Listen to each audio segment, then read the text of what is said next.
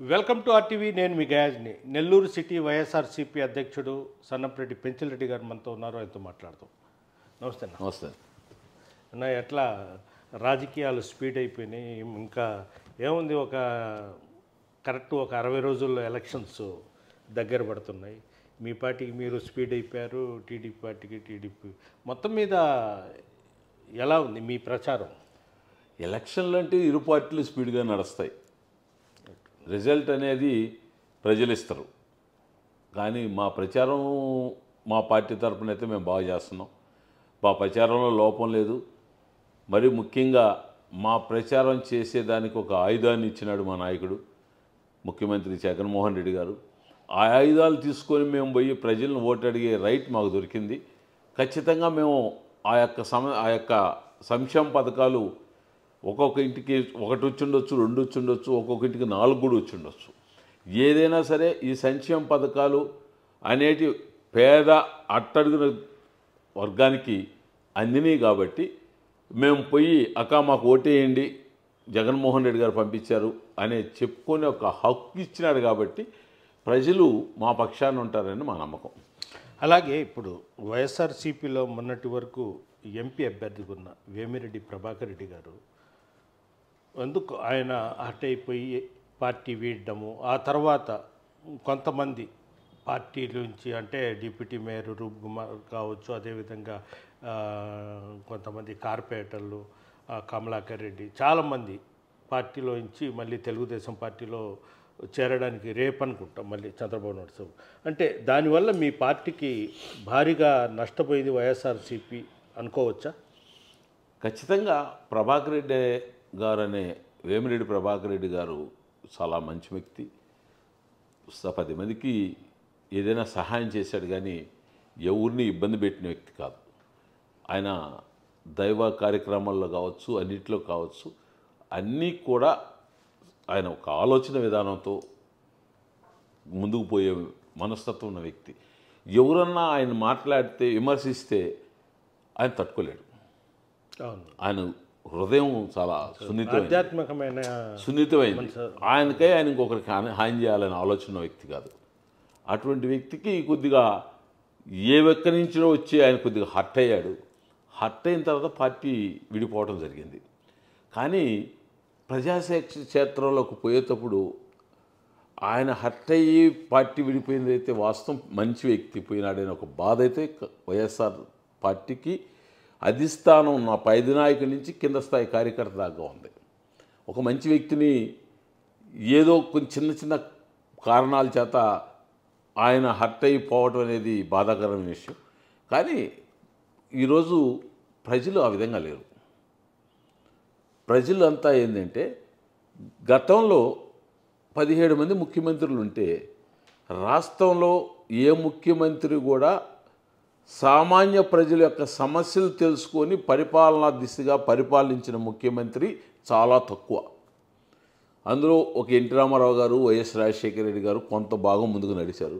మిగతా వాళ్ళైతే వాళ్ళ డెవలప్మెంట్, వాళ్ళ వ్యవహారాలు వాళ్ళు ఉన్నారు. కానీ ప్రజలు ఏ కష్టాల్లో ఉన్నారు, ప్రజలు ఏ సమస్యలు ఉన్నారు, ఆ ప్రజల సమస్యలు ఏ విధంగా తీర్చాలని ఆలోచన దిశగా ప్రయాణం చేసిన ముఖ్యమంత్రి గొప్పగా చెప్పుకోవాలంటే వయసులో చిన్నవాడైన జగన్మోహన్ రెడ్డి గారు. చెప్పక తప్పదు. అది ఇప్పుడు మనం వేమిరెడ్డి ప్రభాకర్ రెడ్డి గారు ఎంత మంచి వ్యక్తి అని చెప్పుకున్నామో, ప్రజల కోసం పరిపాలన చేసిన ముఖ్యమంత్రులు అంటే జగన్మోహన్ రెడ్డి గారి పేరు చెప్పుకోవాల్సిందే. ఆయన చేసిన పనితీరు ఆ విధంగా ఉంది. ఆ పనితీరులో మాకు తెలిసి పార్టీలను వ్యక్తులు చూడరు అనేది ప్రజలనే మా నమ్మకం. ఈరోజు 2024లో జరిగే ఎలక్షన్స్లో వ్యక్తుల ప్రభావం తక్కువ ఉంటుంది, నాయకుడి ప్రభావం ఎక్కువ ఉంటుంది అనేది మా యొక్క ఆలోచన విధానం.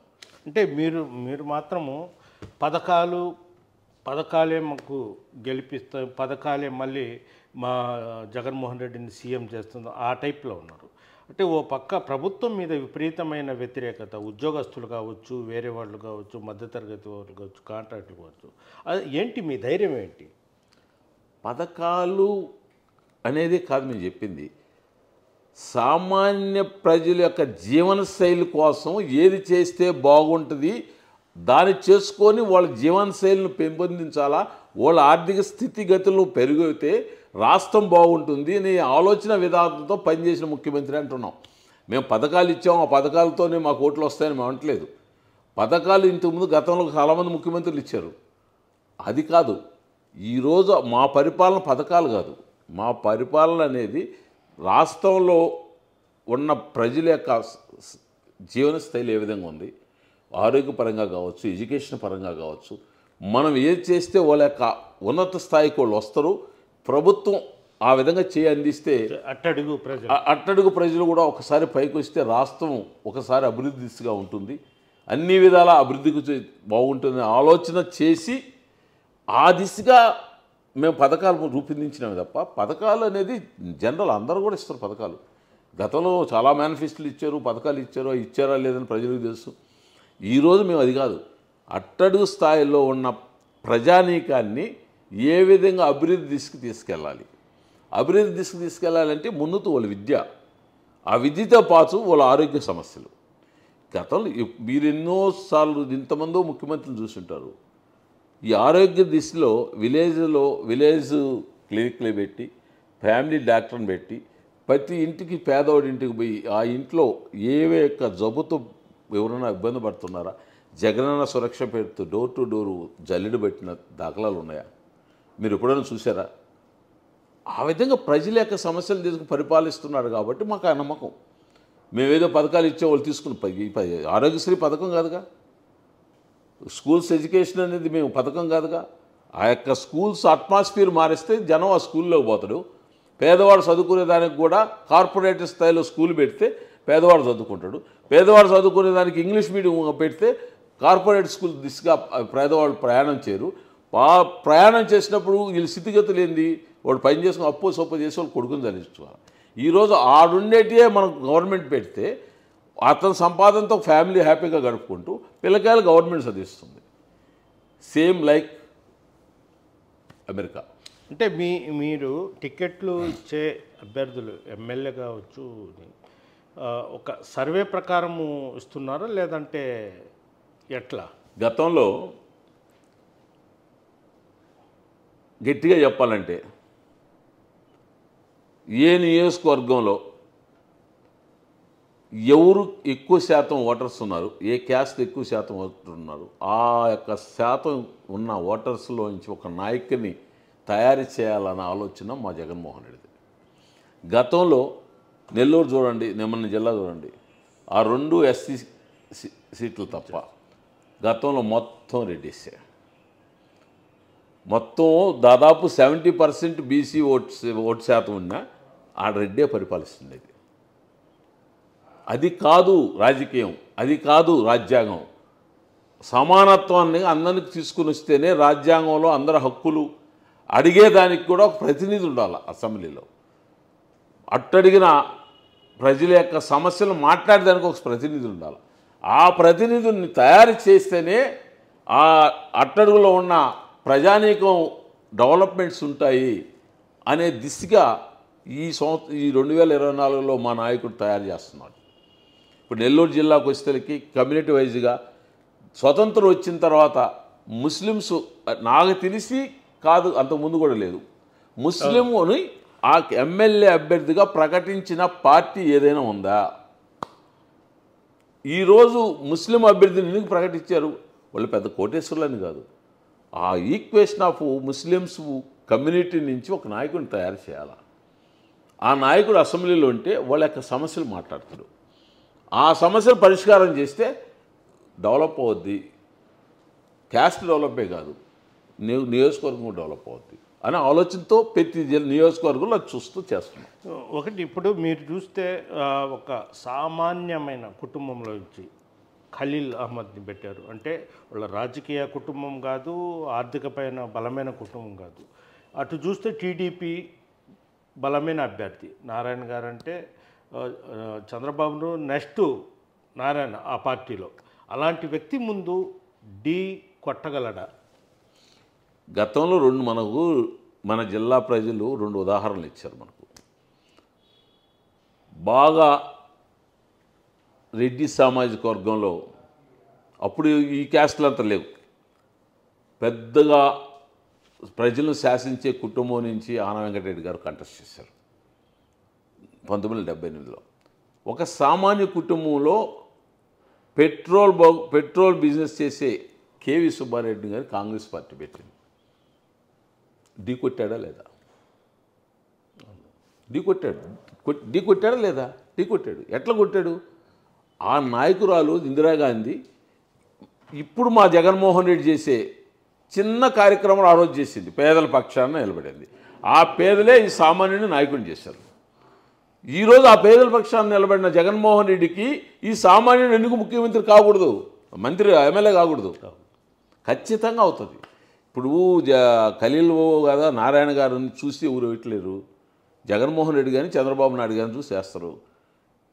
జనం ఓటు శాతం ఏ నాయకుడికి ఉందో ఆ నాయకు ఆ ఎమ్మెల్యే ఆ క్యాండిడేటు ఎమ్మెల్యే అయిపోతారు. మనకు రామారావు గారు పార్టీ పెట్టినప్పుడు 83 రామారావు గారు పార్టీ పెట్టినప్పుడు జోగమస్తాన్ ఆయన మన గూడూరు ఎమ్మెల్యే అయ్యాడు. ఆ రోజు ముందు రోజు సాయంత్రం వరకు ఆయన బస్ కండక్టర్గా ఉండి సాయంత్రం పోయి హైదరాబాద్లో టికెట్ తీసుకుని ఎమ్మెల్యే అయ్యాడు. అదేవిధంగా మనకు చెన్నారెడ్డి పెంచిరెడ్డి గారు, అసలు సర్వేపల్లిలో చెన్నారెడ్డి పెంచిరెడ్డి గారు అంటే ఊరు తెలియదు, ఆయన ఎమ్మెల్యే అయ్యాడా లేదా? ఆ రోజు ఆయన మీద పోటీ పడింది ఎవరు? పెద్దరెడ్డి కదా, ఈయన సామాన్యుడే కదా.